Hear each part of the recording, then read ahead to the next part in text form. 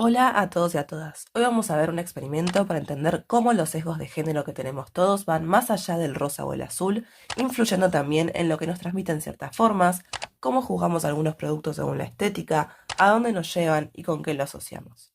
También vamos a hablar sobre un texto de Anna Mafia, una filósofa, llamado Sobre las dicotomías. Siempre que voy a hablar de género, siempre traigo este experimento, ¿sí? ¿Qué se hizo con este experimento? Lo que se hizo fue seleccionar dos artefactos cambiándoles el diseño, es decir, la estética, ¿sí? Y lo que hicieron fue mostrarlo en exposiciones para ver la reacción de la gente. Tengamos en cuenta que a la gente no se le permitió tocar los productos, sino simplemente los podían ver. Bien, ¿qué es esto? ¿A qué se parece? ¿Qué sensación les da? ¿Cómo creen que funciona? ¿Sí? Y lo mismo les pregunto para la siguiente imagen, ¿no? ¿Qué es esto? ¿A qué se parece? ¿Qué sensación les da? Bueno, las respuestas son que uno era un taladro, es un taladro, y otro es una mini pimer, ¿sí?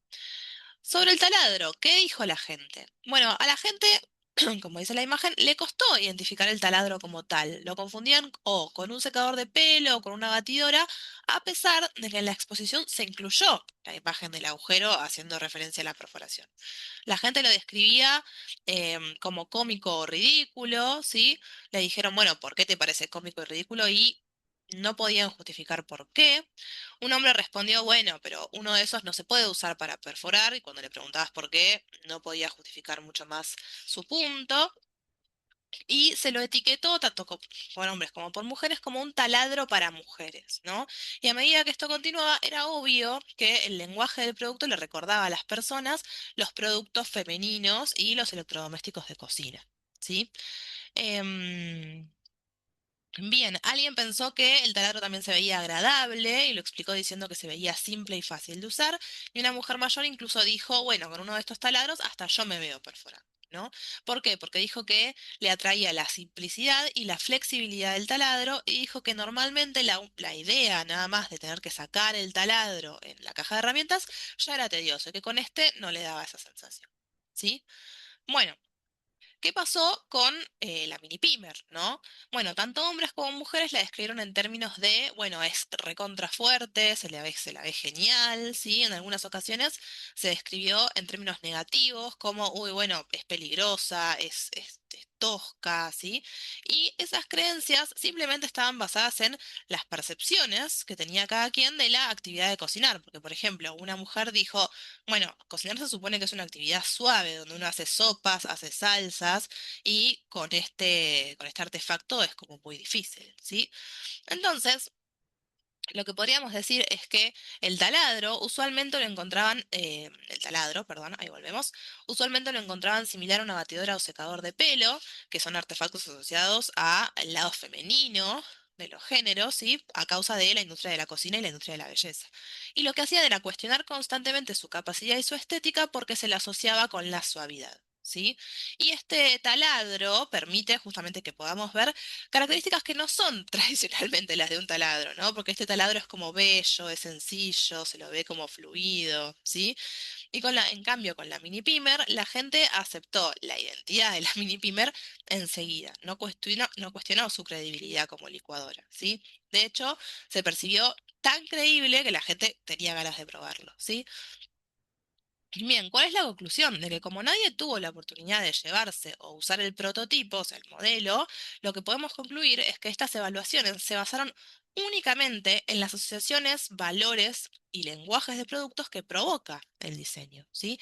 Y esto nos demuestra que uno de los sesgos que tenemos los humanos son los sesgos de género, ¿sí? Que son una tendencia consciente o inconsciente a hacer un prejuicio, ya sea positivo o negativo, a personas o a objetos, basándonos en estereotipos de género y prejuicios culturales en lugar de en cuestiones puntuales e individuales, ¿sí? Las clasificaciones sociales de los géneros se establecen como dicotomías, es decir, se establecen como sistemas que se parten en dos, pero lo que es más importante, representan un orden social establecido, una jerarquía en la que hay ciertos grupos que se establecen como superiores a otros. Y gracias a este experimento, vemos que el diseño representa y reproduce estas clasificaciones sociales todos los días. Por lo tanto, el diseño, que uno podría decir que es algo inofensivo, que no tiene por qué tener perspectiva de género, bueno, tiene que tenerlo, ¿sí? Porque no es neutral. Vamos a hablar ahora de identidad de género, ¿sí? Baron define la identidad de género como esa parte del autoconcepto que implica la identificación de una persona, ya sea como hombre o como mujer, pero a mi parecer esta definición es un poco insuficiente. Entonces, para mí, la definición correcta sobre identidad de género sería: la identidad de género es la vivencia interna e individual del género, tal como cada persona la siente, misma que puede corresponder o no con el género asignado al nacer. Incluye la vivencia personal del cuerpo, que podría o no involucrar la modificación de la apariencia o funcionalidad corporal a través de tratamientos farmacológicos, quirúrgicos o de otra índole, siempre que la misma sea libremente escogida. También incluye otras expresiones de género como la vestimenta, el modo de hablar, etc. Pasamos ahora a los estereotipos de género. Estos estereotipos son creencias generalizadas sobre las características, roles y comportamientos que se consideran apropiados para hombres y mujeres dentro de una cultura determinada. Acá la palabra clave para mí, como ayuda a memoria, es rol. ¿Sí? Todo lo que tiene que ver con el género son roles estereotipados, ¿sí? Bien, ahora vamos a ir al texto de Diana Maffia que habla sobre las dicotomías, ¿sí? Según Diana Maffia, el feminismo es una teoría crítica y un movimiento político y ético que tiene como objetivo cuestionar, visibilizar y transformar las relaciones desiguales de poder entre los géneros. Básicamente, cuestionar el hecho de que el poder está distribuido, para la redundancia, de manera desigual. En un montón de entrevistas, clases y textos, Maffia definió el feminismo como un movimiento que cumple con estas características que tienen acá, ¿sí? No se limita a la lucha por los derechos de las mujeres, sino que en realidad busca interpelar al orden simbólico y político que produce desigualdades. Es una herramienta para tener una perspectiva crítica sobre el mundo, desnaturalizando las jerarquías de género. Reconoce que las desigualdades de género se entrecruzan con otras desigualdades, ¿sí? Como clase social, raza, sexualidad, discapacidad, y esto hace que su perspectiva sea lo que se llama interseccional, ¿sí? Para que se entienda esto, no es lo mismo una mujer blanca que una mujer negra, no es lo mismo una mujer blanca pobre que una mujer negra pobre, ¿sí? Y así podemos ir sumando características, pero no es lo mismo yo, Rocío, con ciertos conflictos a raíz de mi género que lo que tiene una mujer en una condición mucho más pobre que yo, por ejemplo, ¿sí? Bien, y tiene una dimensión ética, justamente porque postula que no es justo que las mujeres estén en condiciones de desigualdad respecto a los hombres y considera que eso tiene que ser transformado. El texto de Diana Maffia tiene tres apartados. Uno que habla sobre feminismo, uno que habla sobre dicotomías y otro que habla sobre epistemología feminista. En feminismo habla sobre qué es el feminismo, ¿no? Menciona los tres principios que lo describen y que todas las personas podemos tener una perspectiva feminista, no solo las mujeres, ¿sí? En la parte de dicotomías explica qué es una dicotomía y cuáles son las características de una dicotomía. Explica que el género es un sistema dicotómico y sobre el final habla de, bueno, qué hace el feminismo frente a las dicotomías y explica tres, eh, sí, olas me sale decir, pero épocas del feminismo, ¿no? Que es el de los 70, el de los 80 y el de los 90. Y por último, en el apartado de epistemología feminista, hace una crítica a la ciencia y lo que se espera de ella. Es esto que yo les decía, de que obviamente necesitamos de la ciencia como lenguaje objetivo, en especial para trabajar entre disciplinas, pero también es cierto que se han dicho atrocidades en nombre de la ciencia, ¿sí? O sea, en nombre de la ciencia se ha dicho que la homosexualidad era una enfermedad, que lo trans era una enfermedad, que las mujeres tenían el cerebro más chico y que por ende éramos menos inteligentes, o que el síndrome premenstrual era un motivo para que se nos niegue la posibilidad de votar por todas las consecuencias emocionales que tenían nosotras, etcétera. Bien, comencemos por la primera parte. El feminismo, dice Mafia, es una disciplina que acepta tres principios, ¿sí? El principio descriptivo, el principio prescriptivo y el principio práctico, ¿sí? El principio descriptivo es un principio que se puede probar estadísticamente. Por ejemplo, decir que en todas las sociedades las mujeres están peor que los varones. ¿Y qué significa estar peor? Bueno, por ejemplo, en la pobreza. Las mujeres son más pobres que los varones, ¿sí? Las estadísticas que tenemos disponibles evidencian que en Argentina las mujeres enfrentan mayores niveles de pobreza en comparación con los varones, y este es un fenómeno que es conocido como feminización de la pobreza, ¿sí? Este concepto lo que hace es describir justamente esto, cómo las mujeres enfrentan tasas más altas de pobreza y precariedad económica que los hombres. Y este fenómeno es a raíz de la desigualdad estructural, las brechas salariales, las cargas desproporcionadas de tareas domésticas y un menor acceso a un empleo formal, ¿sí? Bien, ¿qué datos respaldan esta afirmación? Bueno, hay un estudio del 2022 del Programa de Investigación Regional Comparativa de la Universidad de Córdoba que muestra que las mujeres tienen un 64% más de probabilidades de ser pobres en comparación con los varones, ¿sí? Después hay uy, estoy trabadísima. Otro estudio en 2022 que cuenta que el 64% de la población ubicada en los deciles de menores ingresos son mujeres, mientras que en los deciles de mayores ingresos representan solo el 36%. Después, en 2023 se hizo una investigación que revela que el 55% de los hogares más vulnerables tienen a una mujer como principal sostén económico. Y después, por supuesto, están las brechas en el mercado laboral, ¿sí? Las mujeres enfrentan mayores desafíos en este ámbito. La tasa de desocupación femenina en el 2023 era del 7,9%, mientras que la masculina era del 6,2%. Y la informalidad laboral afecta al 38,7% de las mujeres frente a el 35% de los varones. Y los ingresos de los varones son en promedio un 27,7% superiores a los de las mujeres, ¿sí? Y otro dato que podemos dar es que hay una carga desproporcionada de trabajo no remunerado, ¿sí? Las mujeres dedican en promedio 3 horas más por día al trabajo doméstico y de cuidados no remunerado en comparación con los varones. Y eso claramente limita la disponibilidad que ellas tengan, que nosotras tengamos, para empleos remunerados y afecta cualquier tipo de independencia económica, ¿sí? En el INDEC hay datos sobre esto. Básicamente estos datos lo que reflejan es cómo las desigualdades de género en Argentina hacen que las mujeres estén en una situación de mayor vulnerabilidad económica en comparación con los varones. Podemos ver entonces que si nos ocupamos de la salud, la pobreza, el trabajo y demás, es importante tener en cuenta una perspectiva de género, porque en todos los casos, y gracias a los estudios y las estadísticas, podemos ver que las mujeres están peor. Entonces, la neutralidad en el abordaje de estos casos termina siendo un error. Vuelvo entonces a la definición del principio descriptivo.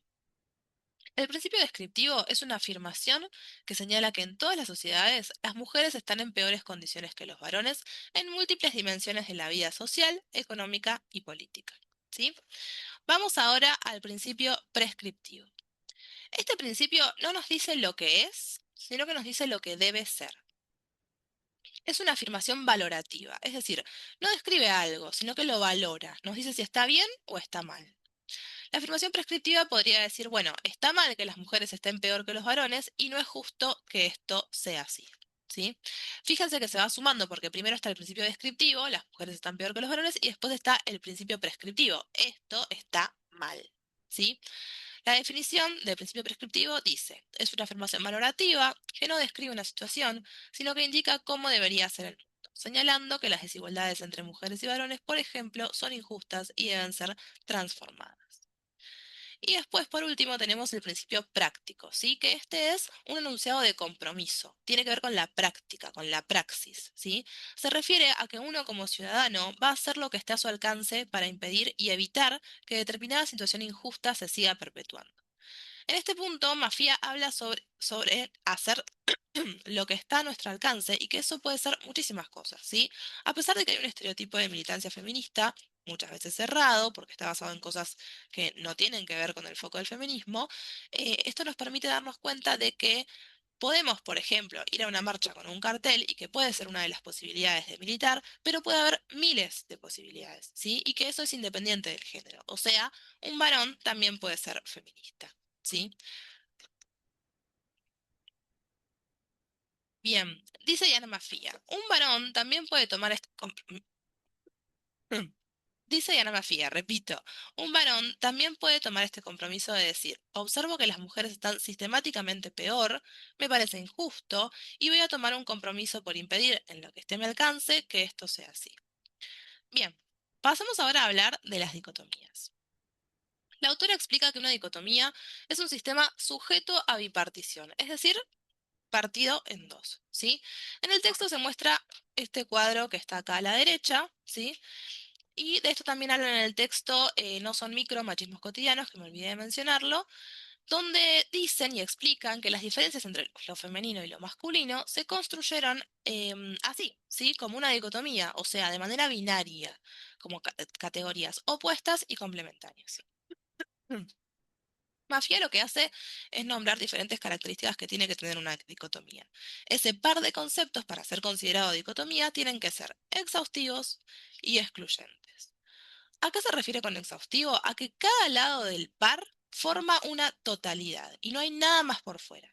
Por ejemplo, si agarramos el par objetivo-subjetivo, es exhaustivo porque agota el universo del discurso. No hay otra forma de ser, no hay una tercera forma según esto. ¿Sí? Em, la definición dice, una dicotomía es exhaustiva cuando los dos términos que la componen abarcan completamente el campo de lo que se está considerando, sin dejar lugar a una tercera opción ni a elementos que queden por fuera de esos polos. Es como decir, bueno, para mí las personas son o buenas o malas, no hay puntos medios. ¿Sí? En otras palabras, que sea exhaustivo significa que todo lo que se puede decir o pensar dentro de ese universo conceptual tiene que poder ubicarse en uno de los dos términos del par. ¿Sí?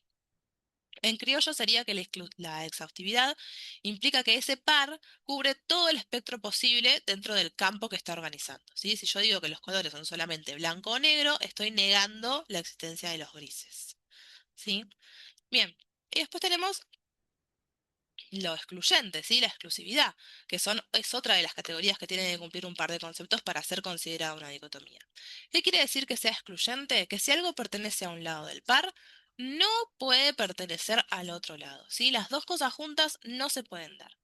Esto tiene que ver con algo llamado el principio del tercero excluido, ¿sí? Que es un principio lógico.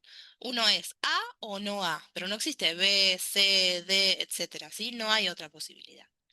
Según Diana Mafia, la exclusividad en una dicotomía puede definirse como la condición por la cual los dos términos de una dicotomía se excluyen mutuamente, de modo que si algo pertenece a uno de los polos, necesariamente no puede pertenecer al otro.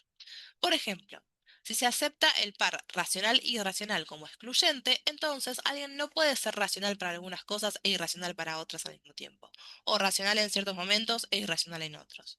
Estar en uno de los dos polos impide estar en el otro, ¿sí? Entonces, en resumen, la exclusividad implica una separación tajante entre los dos términos de la dicotomía, sin posibilidad de mezcla ni de una categoría intermedia, ¿sí? O sea, en síntesis, para que algo sea una dicotomía, tiene que ser algo en lo que solo hay dos opciones y que no pueden estar juntas, ¿sí? El texto dice, las dicotomías generan un análisis de la realidad como ambos ámbitos separados que se excluyen mutuamente y por fuera de los cuales no hay nada. Y acá uno puede decir, bueno, ¿cuál es el problema? ¿No? Porque acá puedes decir, bueno, ¿qué tan grave puede ser que las cosas se dividan así? Total, las dicotomías lo que hicieron fue dominar el pensamiento social desde hace muchísimos años. Bueno, algo extra que agrega Mafia en este punto es que el problema es que ese par está sexualizado, ¿sí? Esta sexualización lo que hace es posicionar parte de estas cualidades, o sea, las de la izquierda, para el varón y las otras para la mujer. De esta manera, por ejemplo, las mujeres están estereotipadas como emocionales y por ende no pueden ser racionales, ¿sí? El problema es que esta sexualización introduce un estereotipo entre un lado y el otro lado del par, ¿sí? Y acá vuelvo con la misma pregunta. ¿Qué otro problema hay, no? ¿Por qué es un punto de conflicto que haya cosas de varones y cosas de mujeres? Bueno, el punto de conflicto es que esa sexualización no viene sola, sino que viene con la jerarquización, ¿sí? No solamente un lado del par es diferente al otro, y un lado es femenino y otro lado es masculino, sino que encima un lado es considerado más valioso que otro, ¿sí? Hay algo por encima de lo otro. Si reforzamos la jerarquización del par de conceptos, estamos reforzando claramente la jerarquización entre los géneros. Dice Diana Mafia que de esta manera estamos jerarquizando reforzadamente a las mujeres con respecto a los varones en una inferioridad, ¿sí? Y esto inevitablemente construye estereotipos. Y justamente Esos estereotipos basados en todo esto permiten ocultar el sexismo. ¿Y por qué digo ocultar? Porque ya no es necesario decir, no la elijo, no la contrato, no lo que sea, porque es mujer. Sino que ahora se puede decir simplemente que tiene un rasgo que es inferior, que es considerado femenino, y por ende que es culturalmente considerado como desvalioso. ¿Sí? Fíjense la foto que dejé, acá les cité textual. Em, Fíjense que les dejé una foto acá al costado, ¿sí? Que dice, imagínate al CEO de una empresa. ¿Es un hombre? Imagínate a alguien llorando en una oficina. ¿Es una mujer? ¿No? Bueno, uno acá podría decir, acá les dejo la imagen en grande. Ahí está. Em, Uno podría decir, bueno, ¿y qué hace el feminismo con respecto a esto? ¿Sí? Bueno, ella, como dijimos, divide en tres el ejercicio feminista según la época. ¿Sí? Y empieza hablando del feminismo de la igualdad. En primer lugar, habla de igualdad en términos de derechos, ¿sí? O sea, dice que somos iguales y que por lo tanto merecemos los mismos derechos. O sea, no, esto no lo dice ella, sino que lo dice el feminismo de la igualdad, ¿sí? Esta corriente buscó que las mujeres accedieran en condiciones de igualdad formal a los derechos que ya existían para los varones. Esto incluía el derecho al estudio, al trabajo remunerado en condiciones equitativas, a la representación política, al divorcio y a ejercer la patria potestad sobre los hijos. ¿Sí? Después está el feminismo de la diferencia, ¿sí? Que aparece en los 80. Este feminismo lo que va a hacer es exaltar la diferencia de las mujeres. Va a decir, no es cierto que mujeres y hombres sean iguales, somos diferentes, pero no es cierto que lo masculino es mejor que lo femenino, ¿sí? O sea, acepta la sexualización del par, pero discute la jerarquización, ¿sí? Y después está el feminismo crítico, ¿sí? Que surge en los 90. Este feminismo lo que va a hacer es discutir todo, ¿sí? O sea, va a discutir que la existencia de la dicotomía, o sea, va a discutir que estos pares sean dicotómicos, va a decir, no es cierto que dos conceptos antagónicos no tengan ninguna cosa en el medio, que sean exhaustivos y que sean excluyentes, va a discutir la sexualización y va a discutir la jerarquización, ¿sí? O sea, en pocas palabras, el feminismo de los 90 va a discutir prácticamente todo el andamiaje del pensamiento moderno, ¿sí? Y de esta manera se promueve un cambio de paradigma. Vamos ahora a la parte del texto que habla sobre epistemología feminista. Esta propuesta discute los discursos de, bueno, las cosas son así, o por ejemplo, bueno, la ciencia es así, la ciencia lo dice y listo, ¿sí? Para quienes no saben, en la tradición filosófica occidental, muchas veces la epistemología se centró en buscar un conocimiento universal, objetivo y neutro, que esté separado de las emociones, que esté separado de los cuerpos o de los contextos históricos. La epistemología feminista, como la que trabaja Diana Mafia, cuestiona justamente esa pretensión de neutralidad, ¿no? Y muestra que todo conocimiento está situado, es decir, producido desde una posición social y política concreta.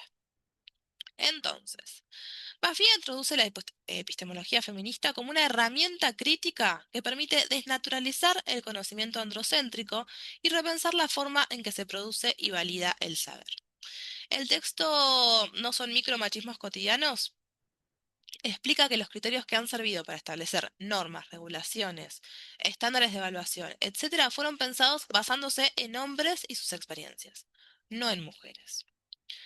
Mafia comienza este apartado del texto diciendo que hay tres sujetos que surgen al mismo tiempo en el siglo XVII.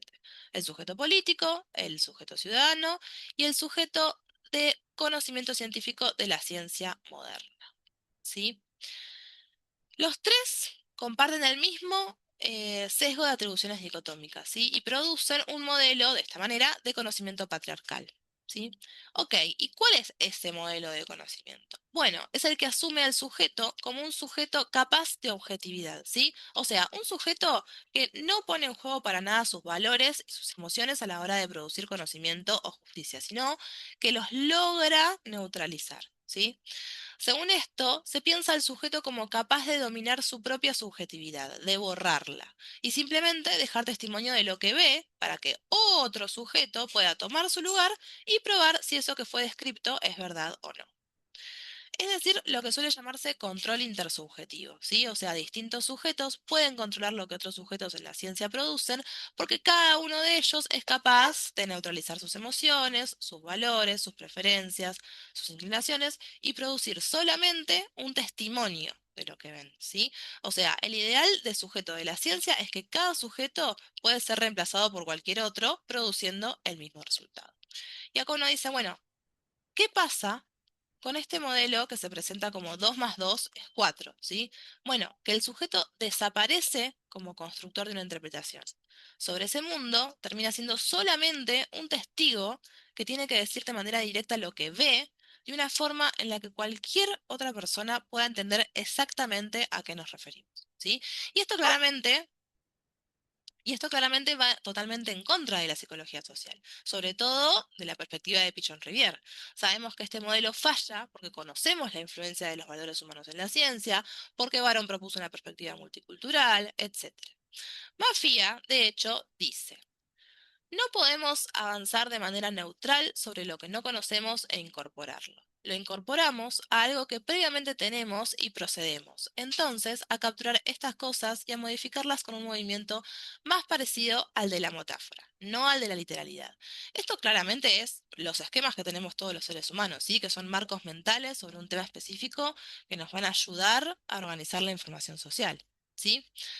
Dismafía. La mirada de los otros me constituye como sujeto, me constituye colectivamente como sujeto, es algo estructurante de mi subjetividad, porque los otros tienen sobre mí un punto de vista que yo no puedo tener. Me ofrecen otras perspectivas y otras miradas sobre algo que en realidad es inagotable, que es cualquier objeto del mundo, pero fundamentalmente cualquier sujeto del mundo.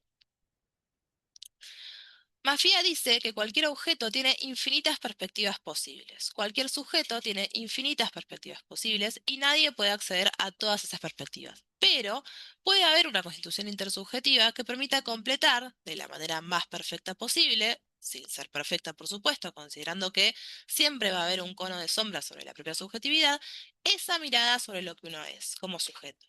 En criollo, tanto las cosas como las personas pueden mirarse desde un montón de perspectivas distintas y nadie puede verlas todas. Pero si nos ponemos en relación con otras personas, es decir, si hay un intercambio con otros, podemos ir armando una mirada más completa sobre quiénes somos, aunque nunca va a ser totalmente perfecta porque siempre hay aspectos propios que quedan fuera de nuestra vista.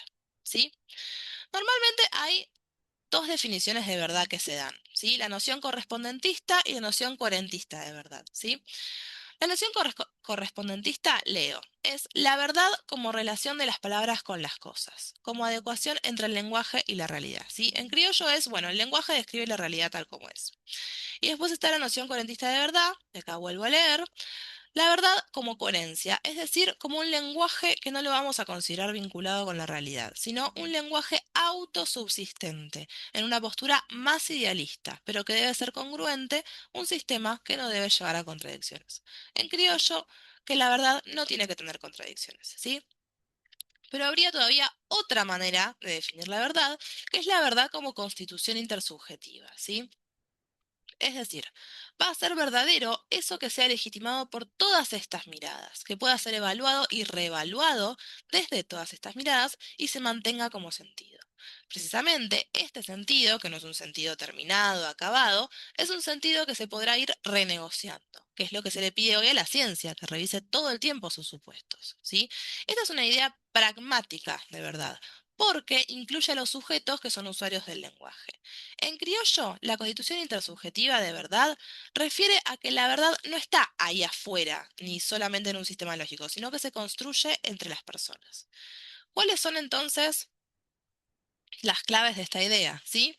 Bueno, que la verdad se discute, se revisa, se negocia, ¿sí? No es fija ni definitiva, depende de un montón de miradas que la sostienen y tiene un carácter pragmático. Importa cómo funcionan en la práctica entre quienes la usan, ¿sí?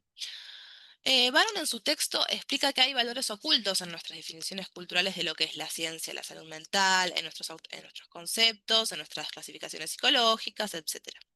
¿Esto significa que tenemos entonces que descartar la ciencia porque tiene una faceta subjetiva? No.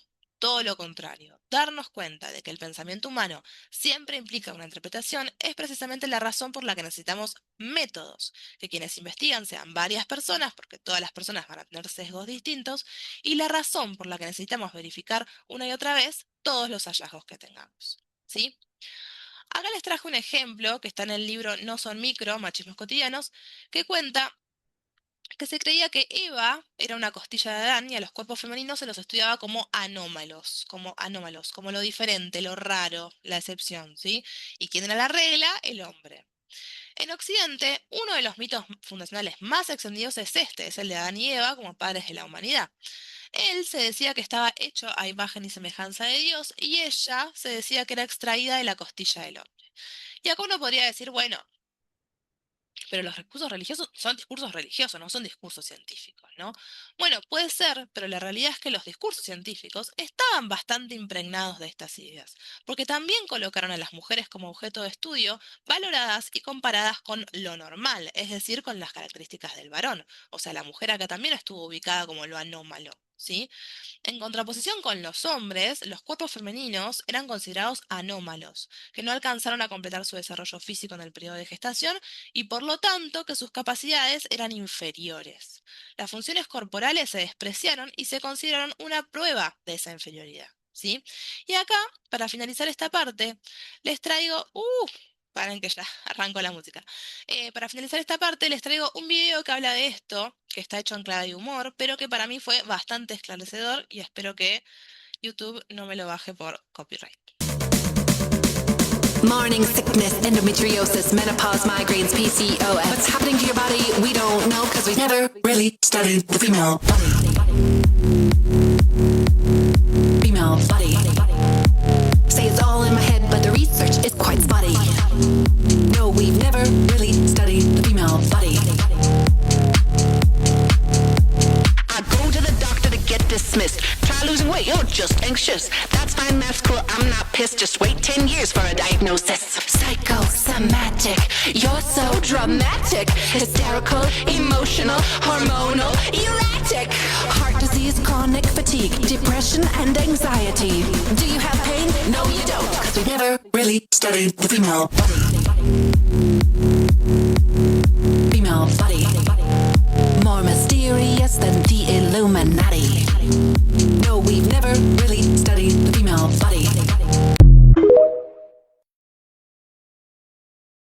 Y con esto damos por finalizada la clase. Muchas gracias.